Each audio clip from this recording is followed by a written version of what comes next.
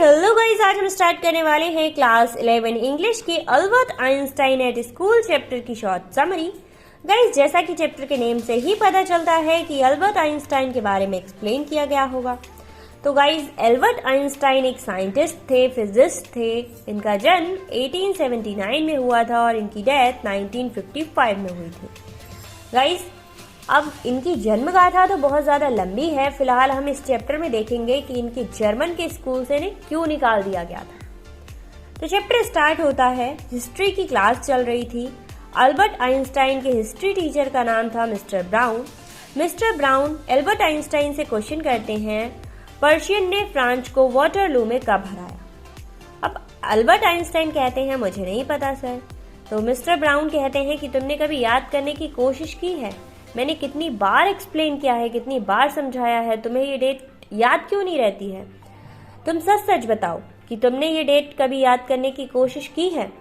तो Albert Einstein कहते हैं, नहीं सर, मैंने इस डेट को कभी याद करने की कोशिश नहीं की।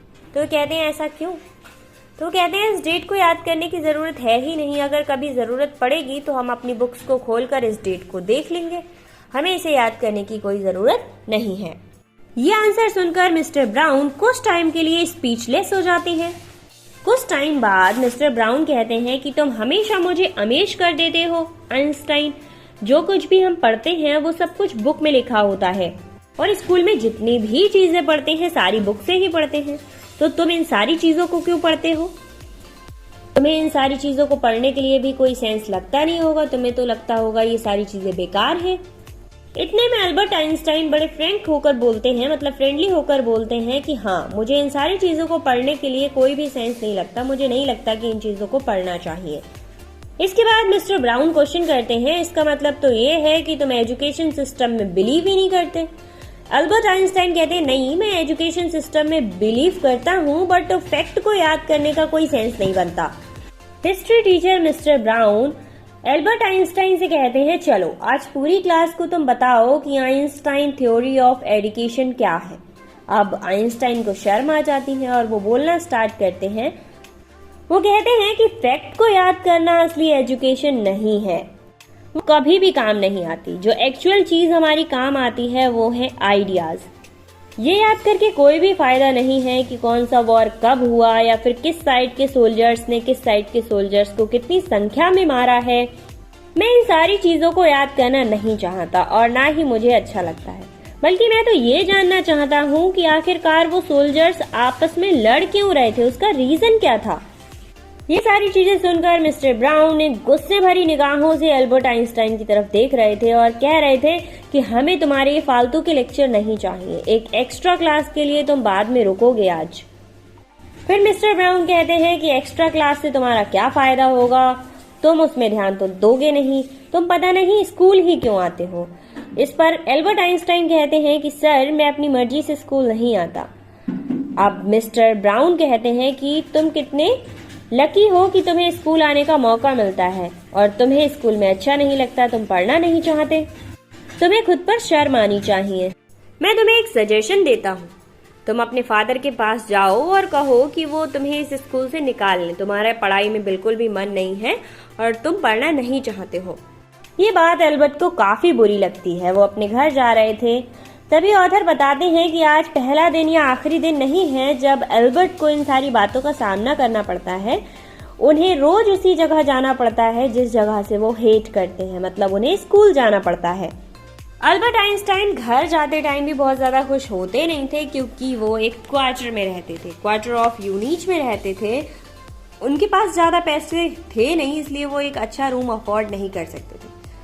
अल्बर्ट आइंस्टाइन को अच्छे रूम या अच्छे फूड से कोई फर्क नहीं पड़ता था। उन्हें फर्क पड़ता था अपने आसपास होने वाली लड़ाइयों से। एक्चुअली उनकी एक आंटी थी जो अपने बच्चों को रोज मारा करती थी और हर सैटरडे उनके हस्बैंड ड्रिंक कर आके उन्हें मारा करते थे।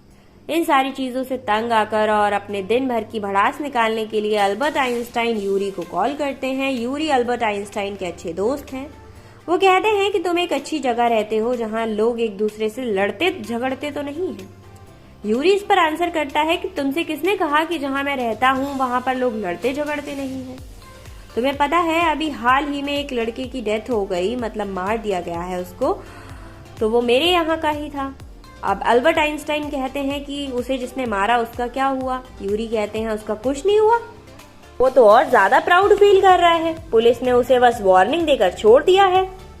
वो लड़का तो काफी परेशान है। वो परेशान इसलिए है कि उसके फेस पर कोई भी लड़ाई का निशान नहीं है, जिसे वो अनरेबल मार्क कह के अपने आप को प्रेजेंट कर सके। इस पर अल्बर्ट आइंस्टाइन पूछते हैं क्या वो लोग स्टूडेंट थे। तो यूरी आंसर करता है हाँ वो स्टूडेंट थे और तुम भी कुछ टाइम बाद स्टूडेंट बनने वाले हो।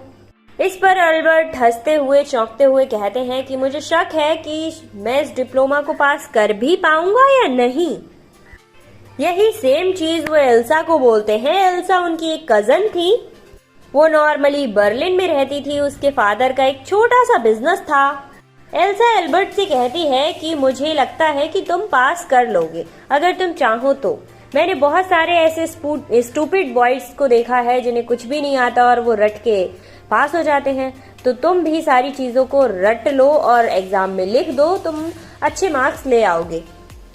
अब इस बात पर अल्बर्ट बोलते हैं कि यही तो दिक्कत है, मैं कोई भी चीज बाय हार्ट याद नहीं कर पाता।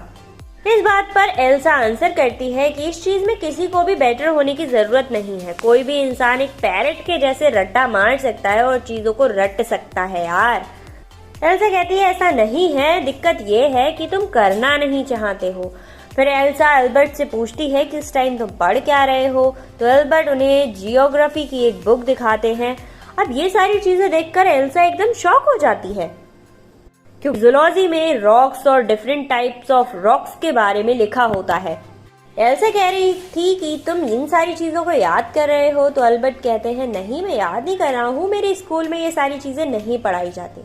एल्सा कहती है जब तुम्हारे स्कूल में नहीं पढ़ाई जाती तो तुम इन बुक्स को क्यों पढ़ रहे हो। अल्बर्ट कहते हैं क्योंकि मुझे इन्हें पढ़ना अच्छा लगता है। अल्बर्ट को साइंस के अलावा म्यूजिक एक ऐसी चीज थी उन्हें कंफर्टेबल कराती थी। वो दिन भर वायलिन और इन सारी चीजों में उलझे रहते थे।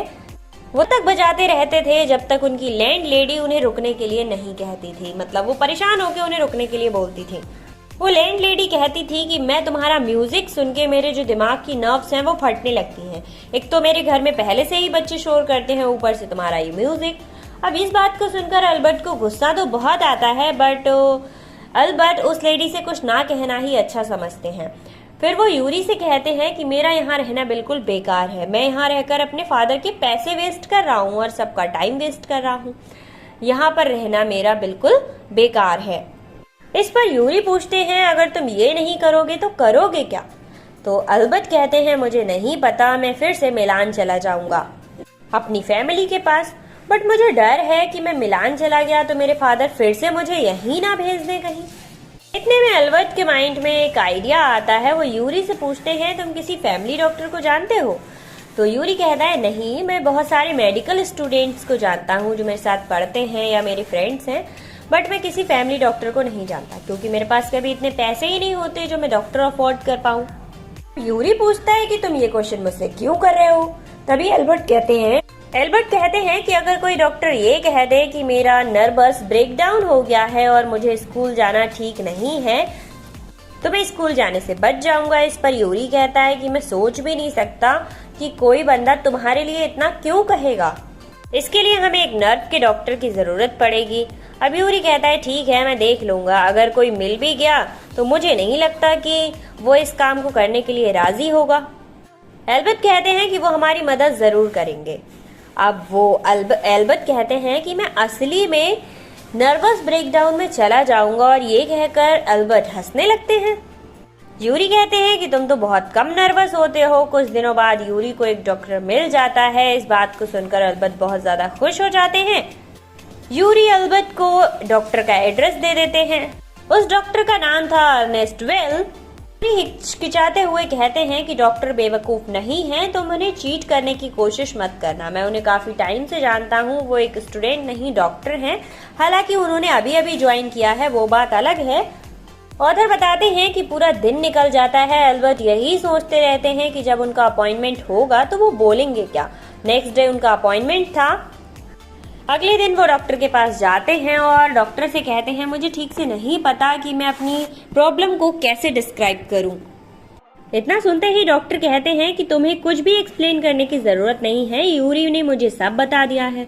अल्बर्ट पूछते हैं यूरी ने क्या बताया है, तो डॉक्टर बताते हैं कि यूरी ने कहा है कि मुझे ऐसा फील करना है कि आपको नर्वस ब्रेकडाउन हुआ है और आपको स्कूल नहीं जाना चाहिए, ऐसा कहना है मुझे। ये बात सुनकर अल्बर्ट काफी अनकंफर्टेबल हो जाते हैं और कहते हैं कि यूरी को तुम्हें ये सारी बातें नहीं बतानी चाहिए थी। डॉक्टर कहते हैं ऐसा क्यों, तो अल्बर्ट कहते हैं ये सारी चीजें जानने के बाद तुम कभी भी मेरा साथ नहीं दोगे। तो डॉक्टर कहते हैं नहीं नहीं, तुम इतना श्योर कैसे हो सकते हो कि मैं तुम्हारा साथ नहीं दूंगा, मैं जानता हूँ कि तुम अपने स्कूल से बहुत ज्यादा परेशान हो चुके हो। अल्बर्ट कहते हैं मैंने तो ऐसा कुछ भी नहीं बताया था तुम्हें, तो तुम्हें ये सारी बातें कैसे पता है। डॉक्टर कहते हैं कि मैं ये क्लियर कर दूं कि तुम्हें नर्वस ब्रेकडाउन है, उसके बाद तुम क्या करोगे। तो अल्बर्ट कहते हैं उसके बाद मैं वापस इटली मिलान चला जाऊंगा अपनी फैमिली के पास, वहां जाकर किसी यूनिवर्सिटी में अप्लाई कर दूंगा, मतलब वहीं जाकर किसी इंस्टीट्यूट में एडमिशन ले लूंगा और अपने टीचर से कह दूंगा कि वो मुझे रेफरेंस दे दे। मैथ के टीचर से कहूंगा कि वो मुझे रेफरेंस दे दे ताकि मुझे वहां जाकर एडमिशन मिल सके। अब ये सारी बातें सुनने के बाद डॉक्टर कहते हैं वैसे भी तुम यहाँ रहोगे तो न तुम्हारे लिए अच्छा होगा न किसी और के लिए। अब तुम ये बताओ कि मैं इस में कितना टाइम लिख दूं, क्या 6 महीने ठीक रहेगा। तो अल्बर्ट बहुत थैंकफुली होकर कहता है कि आप बहुत काइंड डॉक्टर हैं। इस पर डॉक्टर कहते हैं कि मैं तुम्हारे दर्द को अच्छे से समझ सकता हूँ क्योंकि मैं भी अभी कुछ दिन पहले ही अपनी स्टडी को कंप्लीट करके डॉक्टर बना हूँ। सब कुछ होने के बाद डॉक्टर उसको सर्टिफिकेट दे देता है। अल्बर्ट उससे पूछते हैं कि इसका कितना फीस हुआ, तो डॉक्टर कहते हैं इसकी कोई जरूरत नहीं है, बस इसके बदले में तुम यूरी को दोपहर का खाना खिला देना, वो मेरा बहुत अच्छा दोस्त है।